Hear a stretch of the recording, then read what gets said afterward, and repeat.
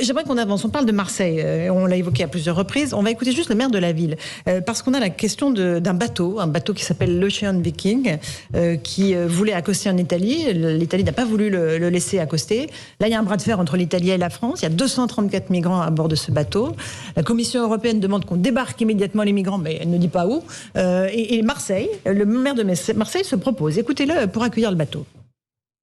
Au moment où je vous parle, l'Ocean Viking, il est dans les eaux territoriales italiennes et à la grande honte de l'Italie et de l'Union européenne, l'Italie refuse à l'Ocean Viking l'ouverture de ses ports. J'ai interpellé le gouvernement français en disant qu'il était de notre honneur et que l'honneur de la France commandait d'accueillir l'Ocean Viking ici en France. Si ça s'avérait nécessaire, Marseille, qui est un port et qui a cette tradition, est en capacité de les accueillir. Alors, qui veut répondre en premier? Il faut les accueillir ou pas? François-Olivier Gisbert? Bon, c'est très compliqué. Parce c'est compliqué, mais ceux qu'on a sortis de l'eau, tous ces pauvres malheureux, évidemment, il faut les accueillir. Mais le seul problème, c'est qu'on met le doigt dans un engrenage terrifiant, parce que c'est 234, après ce sera 400. Donc il faut, sur cette affaire, essayer d'être intelligent, parce qu'on ne peut pas laisser à l'eau des gens comme ça. C'est impossible, c'est inhumain. Et en même temps, on sait que c'est un signal donné à, allez, venez les autres. Et donc, on rentre dans une spirale terrible. Alors, ce qui est sûr, c'est que la France, en plus, ça, du côté de Macron, ils y réfléchissent depuis un certain temps, parce qu'ils savent, avec le nouveau pouvoir en Italie, ça va être compliqué.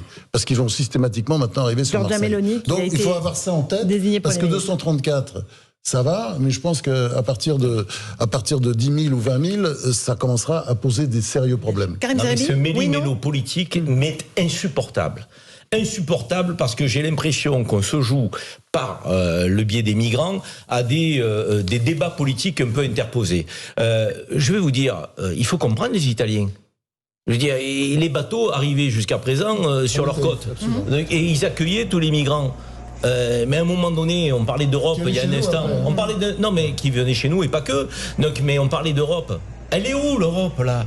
On va laisser les mers. Il faut débarquer. Mais on va laisser les maires au gré de on va laisser les maires au gré de leur volonté politique, de leur sensibilité. Toi je t'accueille pas. Oh, mais Marseille, vous savez ce que c'est Marseille? C'est la ville la plus pauvre de France. Elle a pas assez de problèmes Marseille. Alors on va surenchérir. Alors bien sûr ça nous fait mal au cœur, on a envie d'accueillir ces migrants, mais il faut le faire quand même avec un continent qui doit avoir une vision politique de ces questions. Nous sommes 27 au sein de l'Union européenne.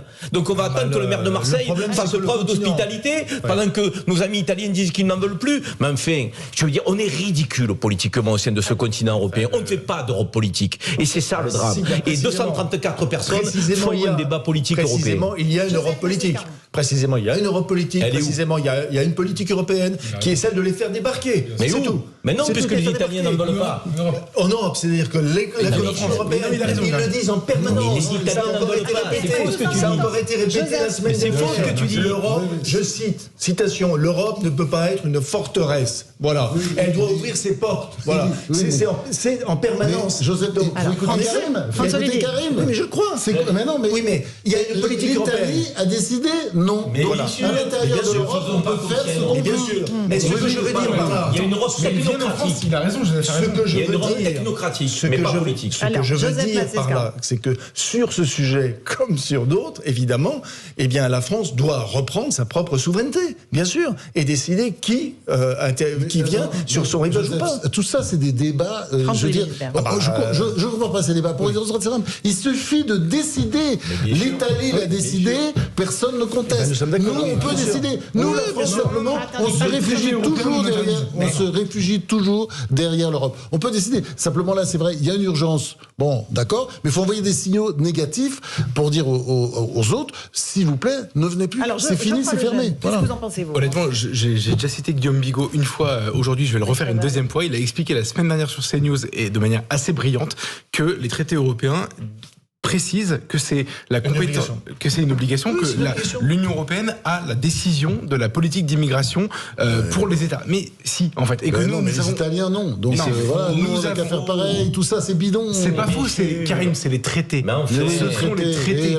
Donc c'est pas faux. On pourrait s'en affranchir, peut-être avec une volonté politique. On peut s'en affranchir. Mais attends, c'est pas si simple que ça. Giorgia Meloni le fait. Non, c'est dans un cas très particulier. La Pologne le fait. La Pologne le fait. Non, mais non, avec des clauses clause d'opting out hyper particulière, etc. Et nous, en l'occurrence, on ne peut pas. C'est pour ça d'ailleurs qu'on ne le fait pas. Donc du coup, pour commencer, déjà, il y a ce point de départ qui fait qu'on n'est pas à armes égales avec les autres. Ensuite, deuxièmement, l'Union européenne intègre l'idée que c'est inéluctable quand un bateau quitte l'Afrique pour venir en France, en Europe, pardon, qu'il peut accoster chez nous. Donc l'Italie veut pas, c'est chez nous, ou c'est en Espagne, ou c'est chez nous. En tout cas, c'est chez nous, c'est en Europe.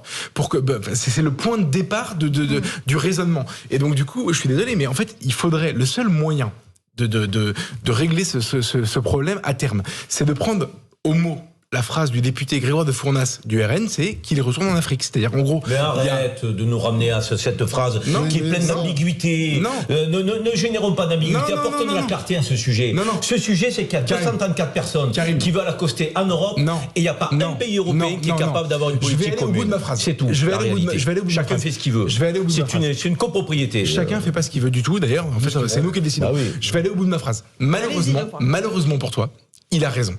Malheureusement pour toi, un bateau qui vient d'Afrique et qui décide d'aller en Europe, on peut décider, nous, Européens, qu'il retourne en Afrique. Voilà, c'est tout, c'est comme ça. Non mais là, tu es en train d'évoquer une philosophie qui est celle du RN, ça t'appartient, tu as le droit. Mais c'est pas moi, je suis en train de commenter la décision du maire de Marseille de dire j'accueille ces gens-là parce que j'ai plein de cœur et je suis sensible à ça. Nous sommes tous sensibles au sort des migrants. Moi, ce qui m'accable, c'est que je vois pas de politique européenne. Normalement, je vais vous dire, j'ai fait le calcul l'autre fois. Si on avait 1 million de migrants sur le sol européen, nous sommes 27, ça ferait à peu près 30 à 40 000 personnes dans chaque pays. On n'est même pas capable d'accueillir 234 personnes sur le sol européen. C'est ridicule. Ce continent est ridicule. Et quand on nous dit, mais c'est l'Afrique qui doit prendre sa part, parce que des gens comme Geoffroy nous le disent, la part, il y a 8 millions de migrants en Afrique déjà. 90% des migrants sont accueillis par les pays africains. Ne racontons pas n'importe quoi. C'est pas que l'Europe n'arrive pas à accueillir 234 migrants, c'est que l'Europe n'arrive pas à accueillir 234 migrants de plus que les millions de migrants qui viennent. C'est faux. Il n'y a pas de millions de migrants. Mais tu es en train de raconter un mensonge. Mais attends. Les 95% des migrants, 90% des migrants sont accueillis par les pays africains frontaliers. Non mais attends, arrêtons de dire des bêtises quand même. Je suis européen.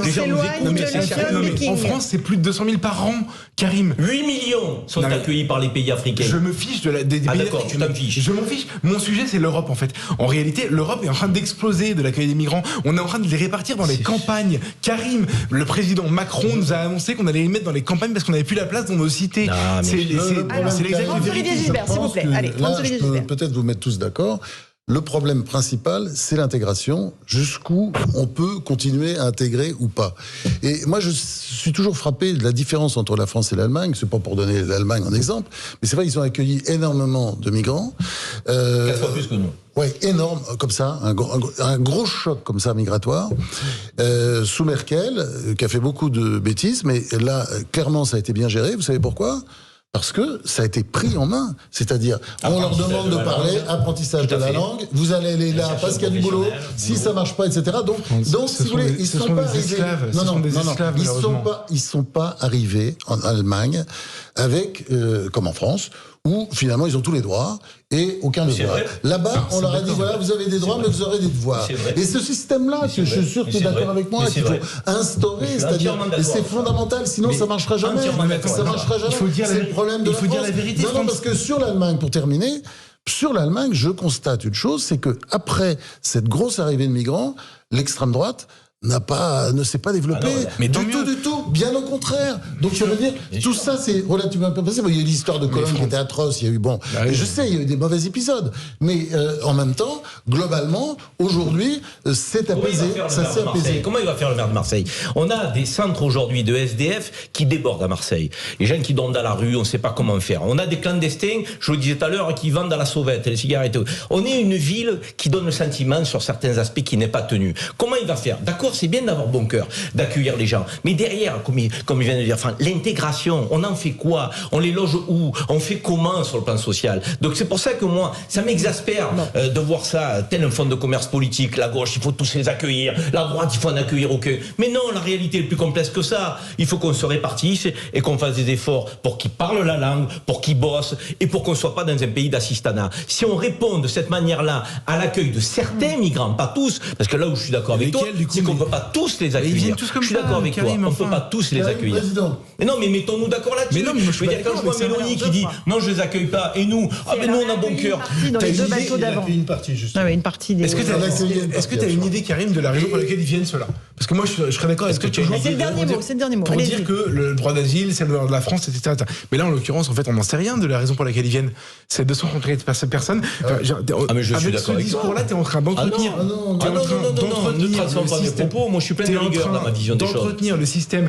Mais celui qui n'a pas le droit d'asile retourne à son pays. Ce sont des gens qui, dans des pays, Tunisie, Libye, etc., qui prennent des gens dans des canoës, mais vraiment, dans des canoës, qui les balancent au milieu de la mer, et c'est les ONG qui viennent les chercher. C'est comme au courant que ça se passe comme ça, en fait. Bon. Non, mais il y a des passeurs qu'il faut sanctionner, à l'évidence. Et merci à Franz-Olivier Gisbert d'être venu sur le plateau. Merci. La Belle Époque, histoire intime de la 5e, c'est votre livre chez Gallimard. On le conseille à tous nos auditeurs, nos téléspectateurs. Merci Karim Zeribi.